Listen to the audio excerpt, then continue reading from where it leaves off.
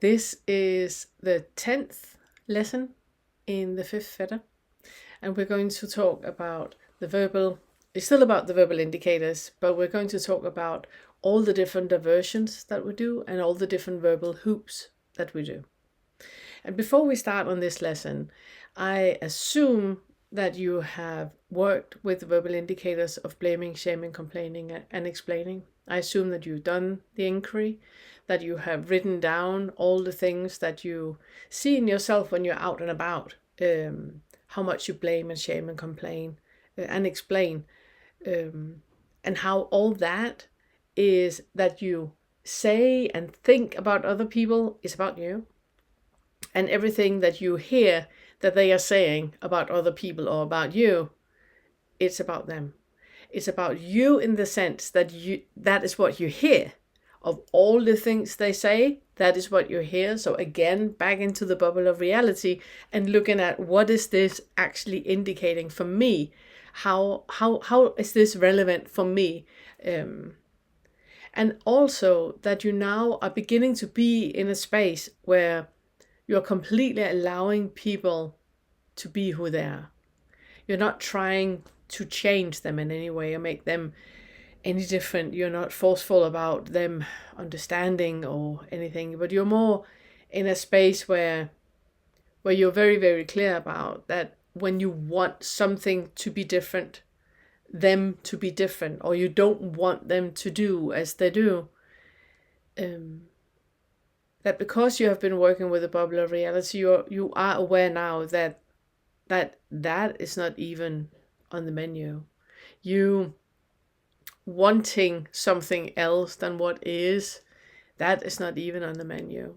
What is right now is the only thing that you can choose between, and the only thing that you can have an opinion about.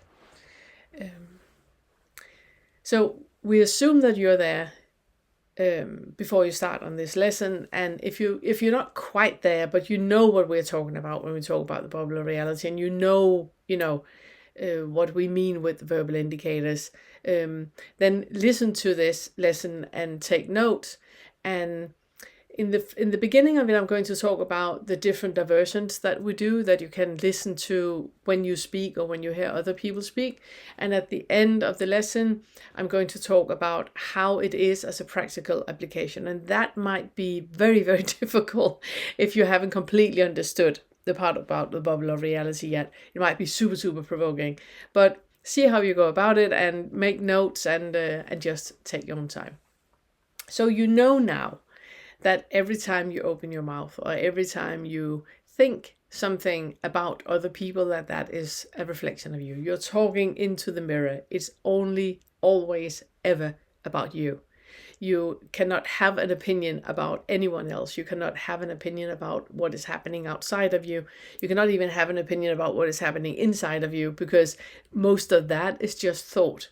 You need to get back into the body, into the experience of what is actually happening in the body, to have an idea of what is happening right now. And the moment that you have a label attached to it, we're back into thought. So you know now that selfing is happening, identification is happening. When the selfing is directly self-referential, it's quite obvious. I'm only talking about me. It's when the selfing starts to be indirectly self-referential, you should be better, that's when it starts to be complicated. And that's what we're going to look at today. So the first thing I would like to talk to you about is that thought about, but I do get angry. They say something and I do get angry. It's really pulling your awareness into that, no, you don't get angry. Anger is a diversion. There's something happening in the body that is so icky that you refuse to stay with it. There's an underlying belief about this ickiness that is happening in the body, and that is what you're refusing to look at. In itself, anger does not exist. There's no one to get angry, and there's no one to get angry at. It's only stories that is happening in your mind. It's only happening via thought. So there's an underlying belief, and that underlying belief is believed to be true. So somebody's doing something and you get the feeling, I need to defend myself. I need to mark my boundary. I need to. All that is an underlying belief. And you know that because in other incidents, another person would not react like you react, which means that it's your reaction. It's your underlying belief that there's something that needs to be protected. What we would like for you to do is use the inquiries to really tease that apart. Really, really look into your direct experience. How does it feel in your body? I am so constricted in my body. I cannot breathe. My fists are closed down. I'm ready to fight. I'm shallow breathing. I'm fuming. Okay, take all of the labels of that and just stay with your body. How does your fist actually feel right now? How does it feel? I'm not asking you to let go of the fist. I'm asking you to really feel into it. Is there any connection with this, the fist that you have, and the thoughts about anger? Is there any connection with the fist and how you're grinding your teeth or biting your teeth or shallow breathing? All of those things that are happening, it's just a physical sensation. There's something that is happening in your body. And that something is arising on its own, just like smelling happen on its own, or hearing is happening on its own. It's only when you put a label onto it that it starts to become unbearable, which means that it's not the sensation in the body that's unbearable. The sensation in the body is bearable. You can be in a body where this is present right now. It's the labels and the thoughts attached to it that are unbearable. And it's the labels that are attached to it that we are reacting to. It's about boundaries. Okay, that's a label. That's a label. If you detach that label, how does it feel in your body? How do you know that this is about boundary? How does it feel like in your body right now? What is it you're afraid of? Fear, anger, guilt, and shame. What is it you're actually reacting to? What part of you right now needs compassion and love and kindness? So you feel that whatever situation you're in right now, you can stay with that. You're not under threat. Obviously, if you're standing in an alley and somebody has a gun to your head, it's a different story. Then it might not be the time to do the inquiry. Or it actually might be the time to do the inquiry. But you know what I mean. I'm talking about those small incidents, in the office with Janice or in traffic or in the supermarket, or that there's not a real threat happening. And yet you perceive it as such. And that is interesting. Why is that? What is it in your upbringing that have taught you that what is happening now, is dangerous? This I need to defend about. This I need to react to. And when we have a feeling of anger or fear or guilt or shame, that is a diversion. There's something happening in the body. And so it happens a bit like this, that something is happening in your body. And you do not want to feel that feeling, what is happening in your body, because it reminds you of something. So you can use the reminder not to talk about the story of what it reminds you of, but just to know, okay, I remember this from when I was 5. I had a similar feeling back then. Okay, that story is only relevant for you to know kind of what area it is that needs love and compassion. Okay, I felt very much left and alone. Okay, so the theme is left and alone. Can you stay in the body with a theme of left and alone? How does left and alone feel in your body right now? And then you go into the body. You detach the theme about left and alone and feel into the body. How is it right now to be in my body? I have constriction around my tummy. Okay, can you be in a body with constriction around the tummy? Can you breathe into that? And what does it feel like now? So you keep moving with what is happening in your body, and you keep unteasing the story that is moving about in your body.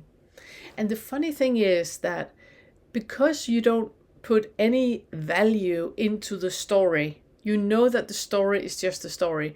If you have had 10 siblings, they have different stories about the exact same experience that you had, they have other stories. So what really happened, we have no idea.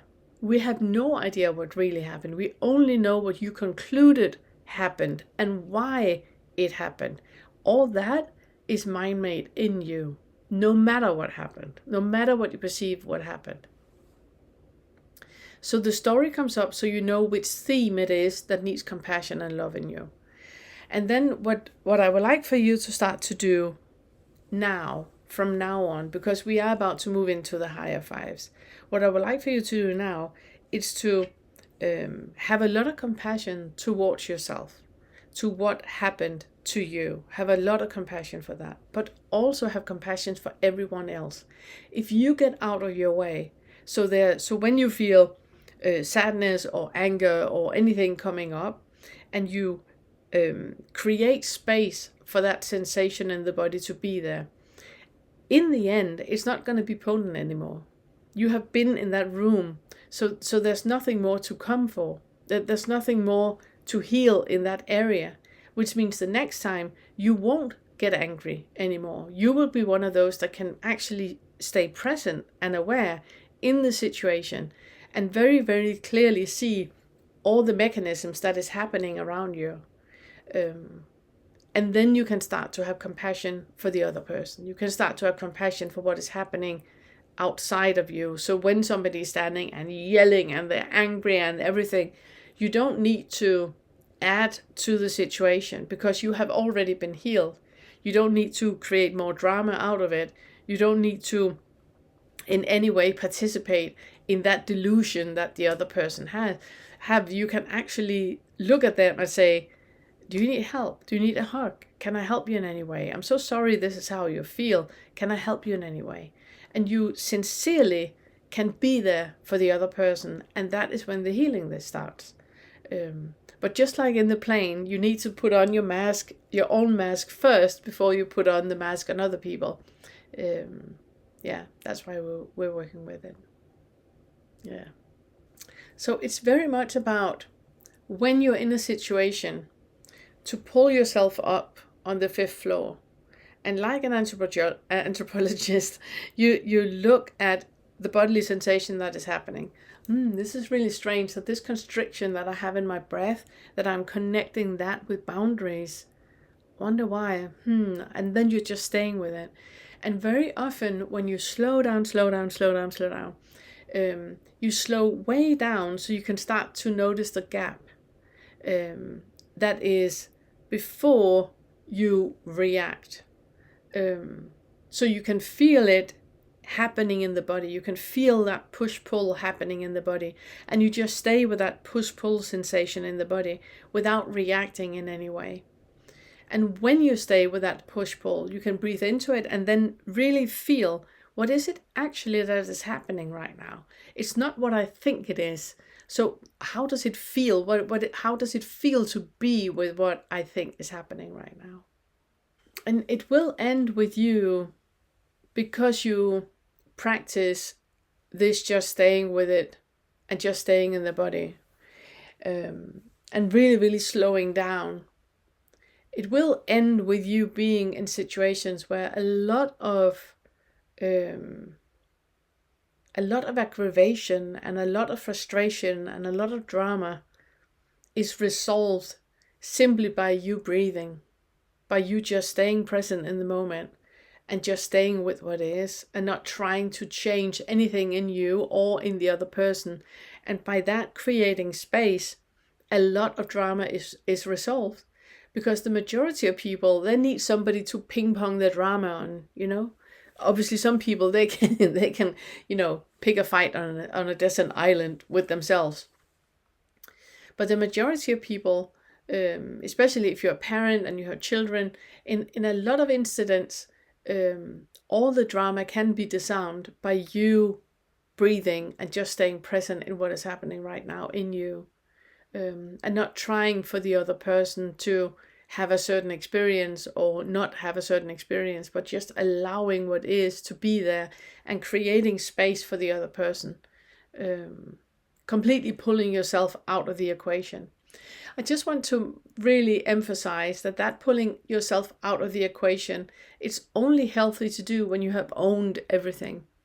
If you still have issues in you that need compassion and that needs to be loved and need to create a space for, then obviously do that. This is not a recipe to become a doormat. On the contrary, this is where you are very, very clear on your boundaries, and you're very clear on your sense of self, and very clear on your self-care, self-love, self-worth, all of that. It's very, very clear. And when it's very clear, then you can get out of your own way and just really stay with the situation as it is. And in that, there's no boundary that can be crossed in any way, because you're very clear on what is actually happening. A lot of times, unless it's like physical altercation where somebody's, hitting you or beating you or, physically acting violent towards you. Obviously, those you need to physically move yourself from that and call the police if you need to. But in a lot of incidents in everyday life, a lot of the of what is happening, that we feel that we have been compromised in any way, it wasn't so much what actually happened. It's what we thought happened, or what it felt like what was happening. But it wasn't what was happening. And that is the part that when you get out of your own way, those situations will completely be dismantled. Those situations won't happen anymore. And there won't be fights with people anymore, because you hear what the other person is saying, and if it has any kind of resonance in you, then you look into that resonance in you, which has nothing to do with the other person. And a lot of times when people, they are really, really angry or really reactive or really in any way reactive, it's so clear what is happening, and it's not about you. So it's so clear that it's very easy to create compassion and love for the other person and treat them with kindness. So this part that I'm going to talk about now, it can be heard very, very cerebrally. And I'm not asking you to do that. This is only for you to really listen to the words that you're using, and knowing if what you're saying right now is located in the foundational fetters or if it's in the 4-5. And to say it very, very easy, every time you say I, it's something in the foundational fetters, because you talk as if there's someone here that holds agency. So I have agency, so I know best. I can, I can't, I have, I haven't, I need, I don't need, I should, I feel, I assume, I, speculate, and I'm angry, I'm fearful, I'm shameful, I'm guilty, all of that. That is directly self-referential. So it's based on you believing that you hold agency, so something can happen, or you are in a certain way, or you see the situation in a certain way. So very clearly, the list that you have here it's the typical words that you're using when you are directly self-referential and you believe that there is an I. Then I would recommend you to go back to the foundational fetters and work with them.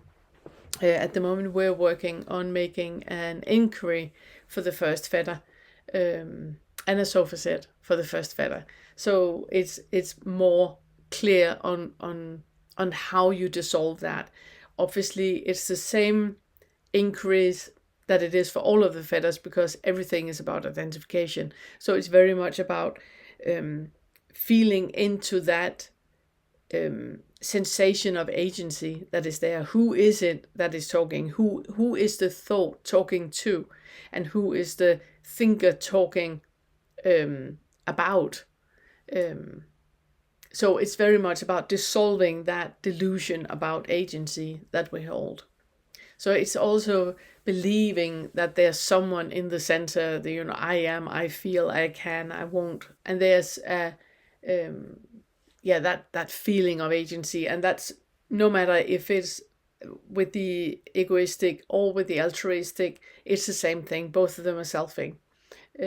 So but if that is what you feel that you are locked into, that sensation of agency, that I can do something, I can choose, um, I have agency, so I can do this and that, then it's back to the foundational fetters, and dissolving. And sometimes, and this is where it's really really useful working with the wheel of identification and not working with it linearly.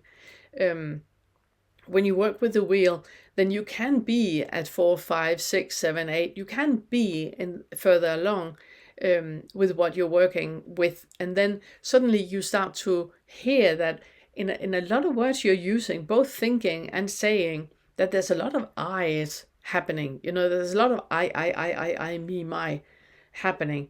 Then just stop and really feel into that. Okay, breathe, breathe, breathe. Right now, where is that agency? Where is that felt? Oh, it's felt behind the eyes. Okay. Behind your eyes, really feel into that sensation that you have behind the eyes, and then do the different exercises that we have for the first fetter, where you really pull the attention into the physical sensation in the body, and see, is there any connection with an eye anywhere? Are you any closer here than you are in your feet, for example? Just because you see, hear, smell, taste, in the head, we have this idea that this is where the eye is. It's just where we have all the sensory experiences happening, going to the brain. But is there more an eye here than in your foot, So really doing those exercises, and dissolving that sensation of agency that we have. And if you start to hear that you're using a lot of buts and because, then it's usually about the fourth and the fifth fetter. And when we talk in the fourth and the fifth fetter, we're very much indirectly self-referential. We know there is no I, but da da da da da, because da da da da. All that is kind of like projected out, so that it's still identifying. It's still selfing. But instead of having it in here, where it's directly self-referential, is now indirectly self-referential. So I see that something is happening. You shouldn't do as you do. I know there's no me, but they shouldn't do like they're doing. And that is where it becomes indirectly self-referential, where that everything is out there on either things that we want to be in a certain way or we don't want to be in a certain way. And that's where we have this idea that that reality is as it is, but there's a parallel reality that is slightly different, and that is what we want. We would have liked that instead. We would have liked that, there wasn't a flood in the garden and now we need to have a sump pump or whatever. We would have liked if that was not the case, or like the wedding that we had, that both of us had COVID, so we had to change the entire wedding and everything became online. And the question we have had the most is from people that go, oh, that's really a pity. And both of us just have that, but it was never meant to be. We thought we were going to have people here, and we thought it was going to be, both on Zoom and in person. We thought, but that was just expectation. That has nothing to do with reality. Reality is what is happening right now, and reality was that both of us had COVID and people were on Zoom. So is that really, really looking at what is reality? What is it that is actually happening? And that is what is. Whatever parallel story you create that can be any different with things that you want or things that you don't want, that's just fantasy. So it's very much about the verbal indicators in that is about there's no I, but I expect or don't expect, or I want and I don't want. I pursue, deserve, need, wish, hope. They, them, he, she, it should do it differently or shouldn't do it differently. Or he, she, them, it could do it differently because we all know what the right thing is. You know? But and because when that is happening, that judgment that is happening with something that could be in a different way than it actually is, that's 4-5 vocabulary. I just want to say, and I just want to bring it up, that a lot of people know about the but. So therefore they start to say and don't be clever like that. Don't be clever like that. Same. It's a 4-5 thing where you think that things can be any different than they are. That you have a choice in things being different. They should be different. They shouldn't talk to me like that. They shouldn't be late for an appointment. They shouldn't, he, she, they, them, it shouldn't be like that. That is a 4-5 thing. And then you go back to the material with the 4-5, where you really pick it apart and see who is it that is judging. Who are you to know what anybody else should or shouldn't do? Since there's nothing right and wrong, how can there be something that somebody should or shouldn't do? And then dissolving it with the 4th and the 5th fetter. So the 4th and 5th is that delusion is based on, it's very indirectly self-referential, self-thing that is happening. So it's outside of you, it's not your fault or anything, and you believe that you can argue with reality that what actually is happening is not what you want, and that it can actually be any different. And it's also where expectation is involved, that there's expectation happening and there is comparisons happening, and time and money is involved. Time and money are very, very important when we're working with the 4th and the 5th fetter. And I was actually thinking that I would like to have talked about it now with the 4th and 5th, but we decided on waiting. We're talking about 4 and 5 until we get to the 7th fetter. There's some things that we would like to be in place before we talk about time and money. But time and money, when time and money is mentioned as an argument for something, then it's always in the 4th and the 5th fetter. And it's also having that, they are at fault. They should be doing things differently. They should be in a different way. I'm right and they're wrong. And where one of the pointers to the 5th fetter, as you know, is that they are right and I am wrong. So if you just want to become aware of when it is the foundational fetters, when it comes out of your mouth, then it is I is directly self-referential, then it is the foundational fetters. But if it's because they should be different, or because, whatever that is right and they obviously are wrong, or that reality can be any different than it is, then we're in the 4th and the 5th. And now I would like to talk about how to move forward. And this is the part that might be really, really difficult if you're not completely clear on the bubble of reality, and you're not completely clear about that everything that happens is a mirror. Everything you perceive, it's a mirror. This part only works for you completely if you can get out of your own way, which means that there's no hooks for things to be in a certain way or other people to be in a certain way. Then this part of the lesson will work for you. If you're not there, then you can still listen to it and see, start to see where it's useful for you to work with it. So yeah, let's just get into it, and we take it when we start to talk about it. So the first thing is the same thing that we work with in when we talked about blaming, shaming, complaining, and explaining, and that's looking into the mirror. Where is the aversion pointing? Can I be in a body where this is happening? And when the primary sensation is arising, can I be with that? There's an aversion happening. I'm trying to divert from that by verbally using things to divert from the feeling that I have in the body. If you detach the two, can you be in a body where this is arising, where you feel and you keep going, and it's going to move about and it's going to change it its facets and its feelings and all of the things that is happening with it, that is going to change. Can you just stay with that and stay with that and stay with that? And then also create the sentences of, how is this about me? If you can only create sentences where you write about you. So Janice does something at work and it's really, really annoying, you don't like it. How can you create a sentence where you don't mention her at all? I get really aggravated when I feel, you can't say that she did something, when I feel this and this is happening. And then you describe only from this perspective on the inside, as if nobody's out there. What is happening in you? And write it down.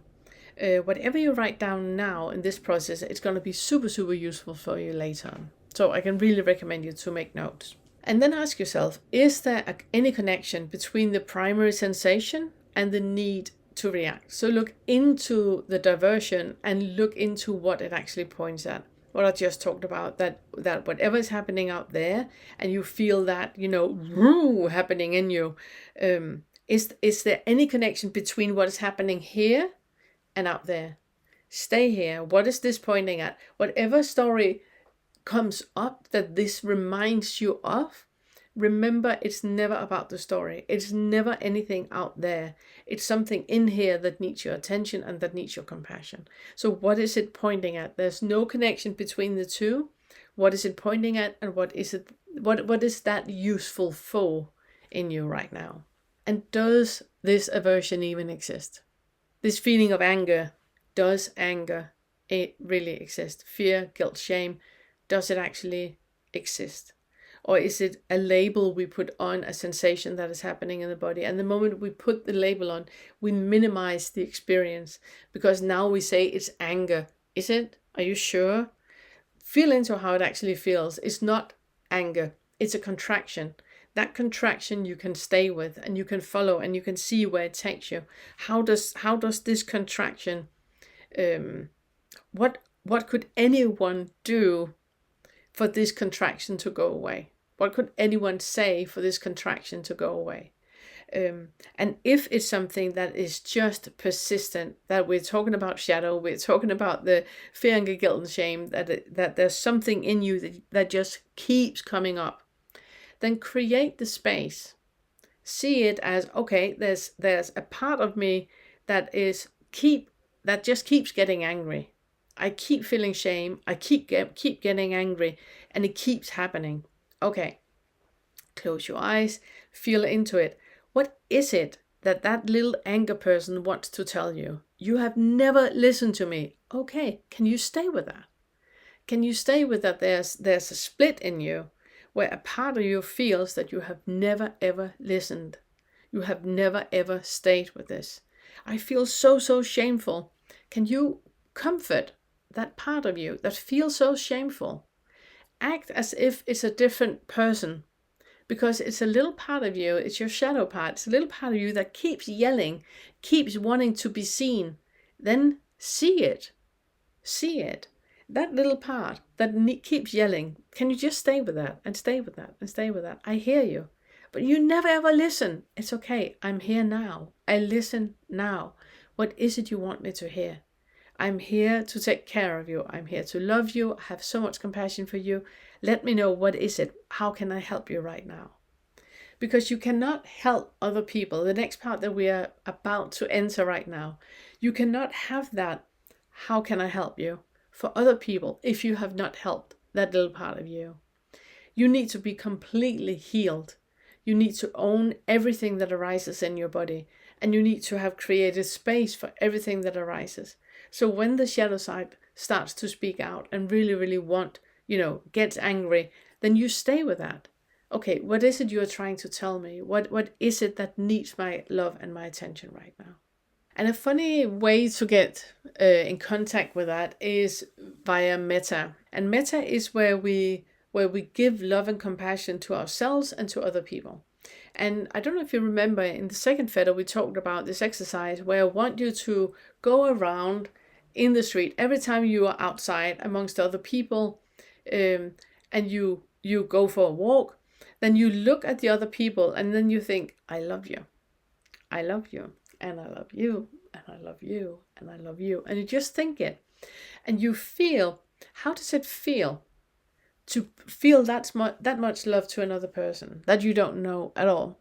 So you really notice the person and think, I love you. I love you. See what happens. See what happens in you when you do that. Oh, she shouldn't. I cannot love, what do you call it? Egotistical, entitled teenager that, I cannot love her. Ooh, that's an interesting one. Or I cannot love him. He's a bum. He's a homeless person. I cannot love him. I can't think that I love him. Ooh, that's an interesting one. This is only you and your thoughts, you sending love to other people. And if in you have the feeling that life is a zero-sum game, there's a really good POK recording with Kevin Shannon, where he talks about this, that years and years after all the fetters had fallen, that he felt that it was so difficult for him to give compliments to other people. Because in his mind, life was a zero-sum game. And if he gave a compliment to another person, he would lose out. So you can be really, really far along in your fetter work when you start to discover that there might be reasons why you cannot compliment another person, why you cannot say to another person, I love you, because you feel that you're going to miss out. But if I give that much love and compassion to another person, who's going to give it to me? Well, then give it to you. Give it to you. Now you know. Give it to you. And really getting in contact with that love and compassion to another person, it's such a good indication of how you send love to you. Because everybody out there, no matter who they are, they have people in their lives that love them, that think of them for Christmas, that think of them for their birthday, and that's no matter who it is. Everybody out there has had somebody that was secretly in love with them at some point. So that you can't see that is very telling about you. Todd, he's always recommending that if you struggle with sending love to yourself, then find a point in your life where it's easy to send love to, either when you were 5 years old. I used to, in my groups, to have people finding pictures when they were the cutest little dumplings, when they were 5 years old, and have that picture with them, because it was very, very easy to send love to that person. Maybe not to when you were a teenager or when you were older, when you started, to be a horrendous human being. Then it might be difficult to send love to yourself. But find a picture of you when you were a child and send love to yourself. Find that part of you where you're still 5 years old and send love to that. And practice it when you're out and about, to look at people and think for yourself, I love you, I love you, I love you. And see what happens in you. For a lot of you, it's just going to be wonderful. Just wonderful.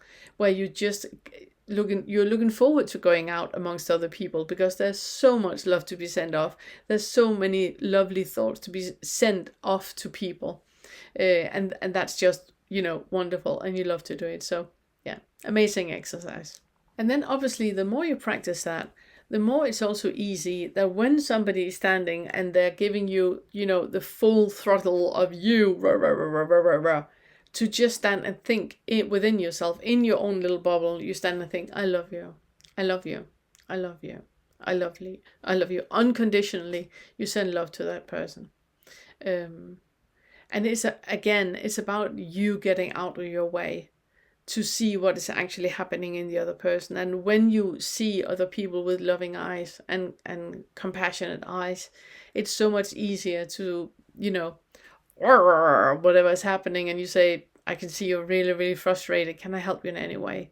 Where you sincerely mean it. It's not sarcastic in any way. It's sincerely that you really mean that you want to support and help that other person. And and the love resonates in you. You feel that you are completely full. You have filled yourself up, and that's why it's very easy to have everything drip over, because you're so full of love yourself, and then it's dripping over, and it's those drops that you're giving out to other people, and that's where the ripple effect starts to happen. So an exercise that's really good when you have something, it's to have imagine that you have Todd and I on your side and asking you, when if you have this idea that they are shaming me, imagine that Todd and I, we're right there and we're asking you, are you sure? Are you sure about that? Are you sure it's them doing anything, or is it you, you know, thinking that they are doing something? Really, really feel into it. And I love Byron Katie and her work where she's doing the turnarounds. So if you think they are shaming me, turn it around, you know. I am shaming them. I am shaming me. Which of those two are more potent? You can also think they're not shaming me. I am shaming me. I'm shaming them. Which of those are more potent? What is it right now that needs your attention in you? Because it's not about them. It's never ever about them. And you can do that with all of them. They're blaming me for what is happening. Are you sure? Are you sure they are? Are you blaming them? When you say they are blaming me, aren't you blaming them? Shouldn't they be acting different?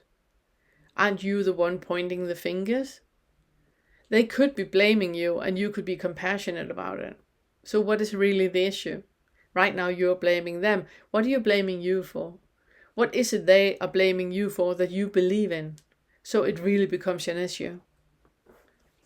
So really dissolving it, using the if there's anything about the blame, shame, complain, and explain, if there's anything about that, go back and use the inquiries. You find them on Todd's channel on Fetter Mindfulness. Make sure that you subscribe because YouTube, they put advertising in the middle of meditations and we're just waiting for him to get 1,000 subscribers so we can turn all of those ads off. Anyways, but go back and use the inquiries that we have there about blaming, shaming, complaining, and explaining.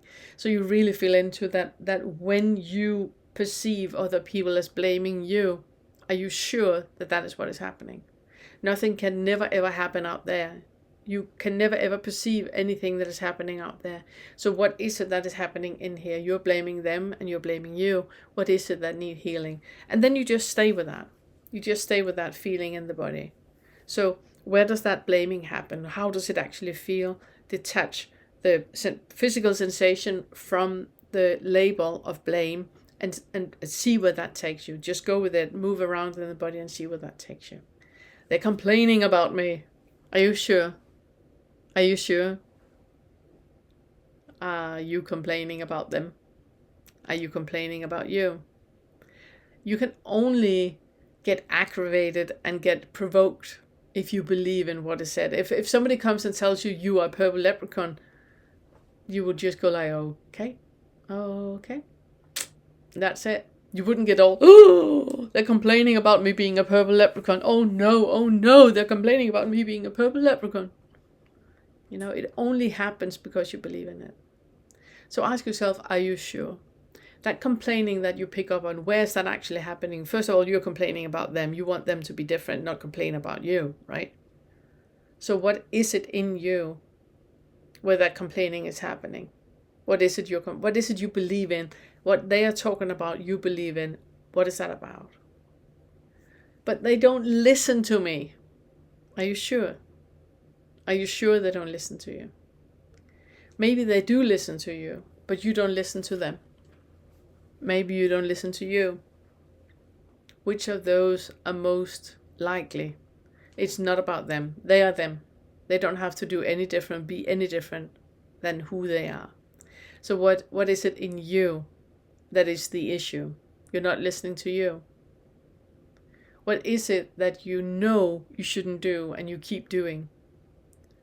And that is actually the issue. They don't respect me. Are you sure? Are you sure about that? Do you respect them?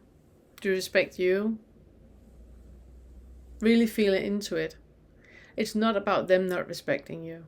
It's about you not respecting you. And you believing that how they treat you is wrong in any way and they should do any different. Are you sure that this is about them not respecting you? They are against me. Are you sure?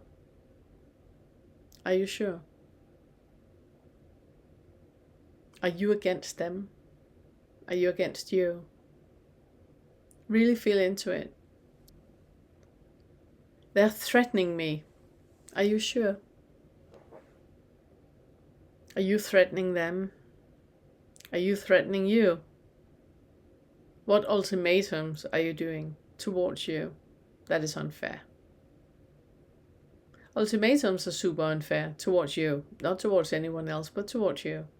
It's what children do. So no matter what you see, hear, or feel, it is a reflection of you, and it's only relevant for you. So no matter which sentence come up, it's very easy, because you just ask, are you sure? And it's all, you can also see that on the inquiry groups that we have on every other Tuesday and the Q&A that we have every other Friday, that it is basically what we're doing. We're asking into, are you sure?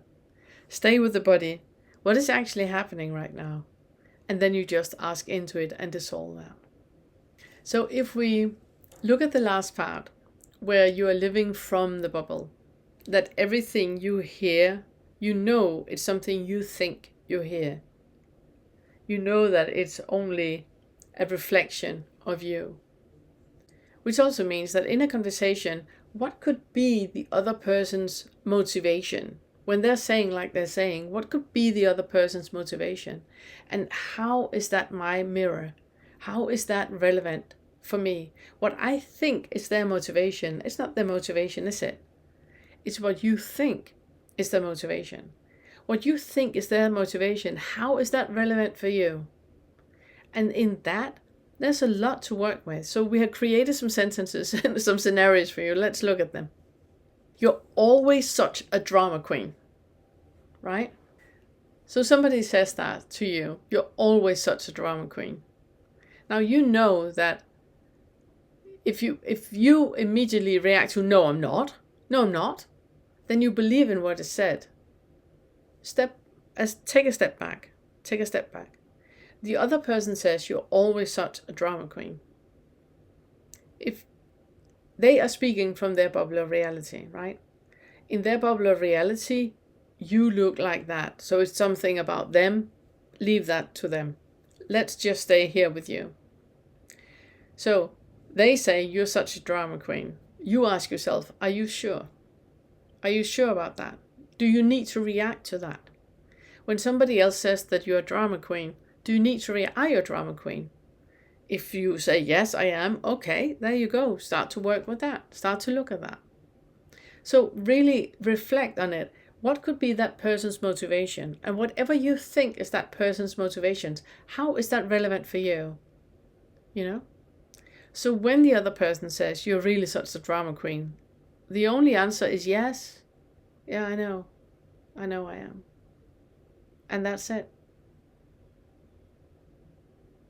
It ends there.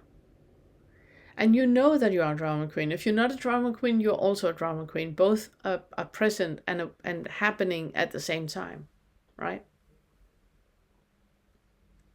So when somebody says something, look into what do you think is their motivation? And what you think is their motivation is not about them. Remember, it's not about them, it's about you. Why do you think that is their motivation? Oh, she needs attention, that's why she says it. Okay, are you sure about that? Is it her that needs attention? So what areas do you need attention in? She's always trying to stir up trouble. Oh, okay, are you sure about that? So how are you stirring up trouble? It's never ever about the other one. It's always only ever about you. It's not okay that you always interrupt me. The only thing you can say, no, you're right. I'm so sorry. If you get angry or provoked by somebody saying, it's not okay, you always interrupt me, you think, I don't always interrupt you. Whoa, what happened? Are you sure? The other person says that in their bubble of reality, they're not heard, right? You're not listening. They don't feel heard. How can you argue with how they feel? You can't. So you can only say, no, you're right. I'm so sorry. Repeat it again. I'm here. What was it you said? I'm listening. So if you, again you go back to and you feel, but I've been listening and listening and listening, and they don't see me anyway. No matter how much I listen and I'm there, they still say that I'm not listening. Okay. Do you hear it? Do you hear it? You just talked about yourself. You just talked about yourself. Why do they have to listen to you? It's not the issue. They say that you're not listening to them. Right? Are you sure? So what could be their motivation? They just want to sit and talk about themselves. Right? They just want to sit and talk about themselves. Okay. So how is that saying anything about you? You just want to sit and talk about yourself. So maybe the other person is right, that you are not listening. You only want to sit and talk about yourself. So keep looking at what you think is the other person's motivation and see how that is relevant for you. The only reply to this one is, you're right, I'm sorry. Repeat it for me again. It's about you getting out of your own way. Oh, this one is one of my favorites. You're really obese and you're looking so old. You should really do something about that. So if somebody says that to you, the only answer to that is thank you. Thank you. You know they're not talking about you, right? You know that they are talking about their rules for their life that they are projecting onto you. How can you be angry about that? Even if you are obese and looking old, what does that have to do with anything? You know, if you believe that you should be not obese and not looking old, you know, work with that. It's got nothing to do with the other person. So you're really obese and you're really looking old. They are talking about themselves, right? You can only have compassion for that.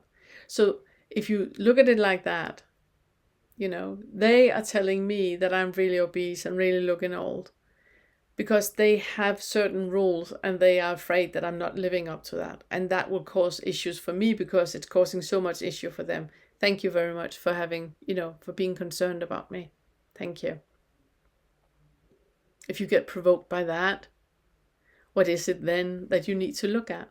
They don't need to be any different. They can tell you that you're obese and looking old. They can think whatever they want to think. It's got nothing to do with you. So keep looking into what do you think is the motivation for the other person to say that? And that is you. That motivation is you. She's saying that so I feel worse and she can kind of like feel better, you know, so she can stand on me. That's why she's doing it. Okay. What does that say about you? What does that say about you and your perception of your relationship with the other person? So you are in a relationship with another person that you believe wants to stand on you to be taller. Why are you in a relationship like that? What does that say about you? Everything is about you. Everything you think you hear is about you. It's absolutely your own fault. Okay, yeah, I can see that. I can see that. And then it ends there.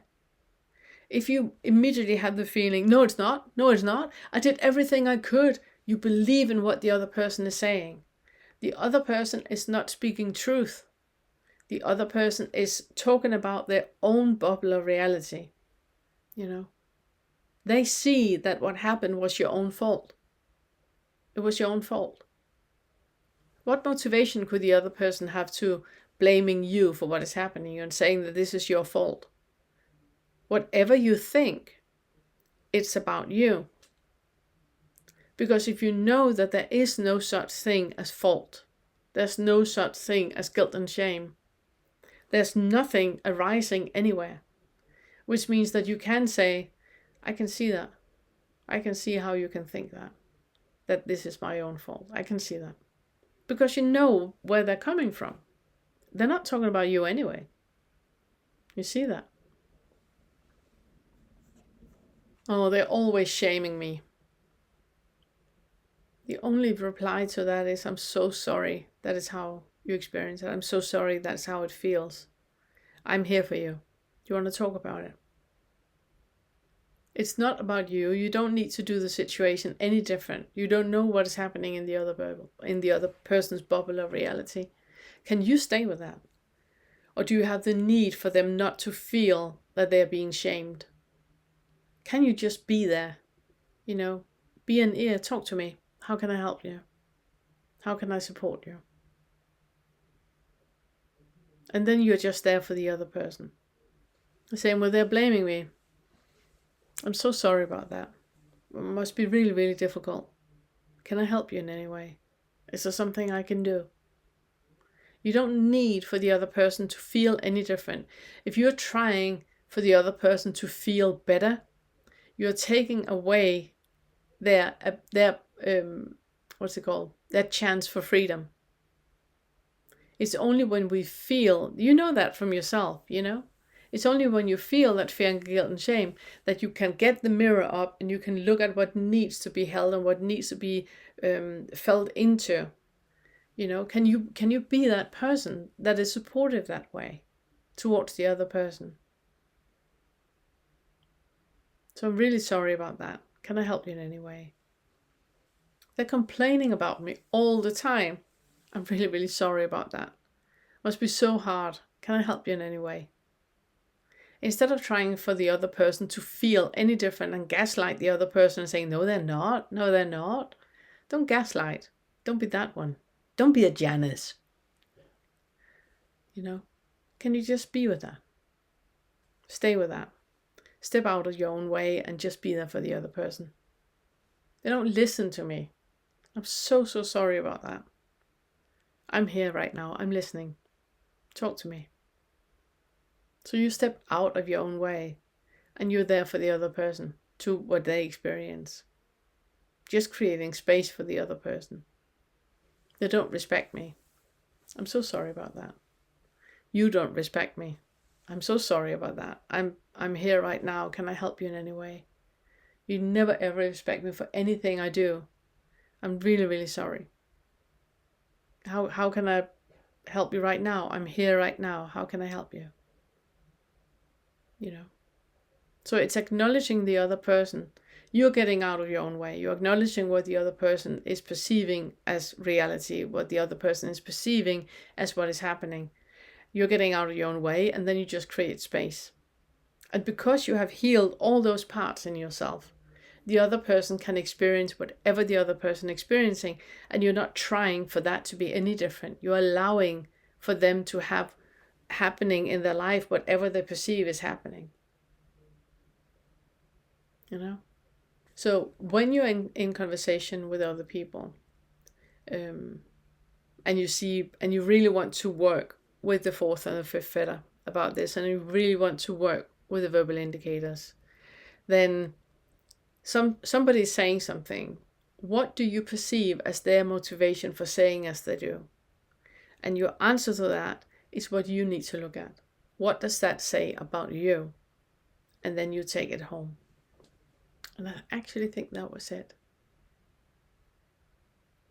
If you have any questions whatsoever, remember that by being a member on the channel, we have the Q&A every other Friday where you're so welcome to come and ask all the questions that you have.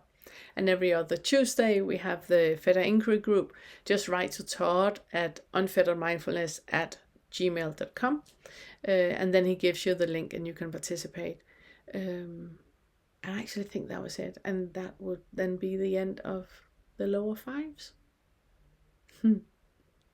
Thank you.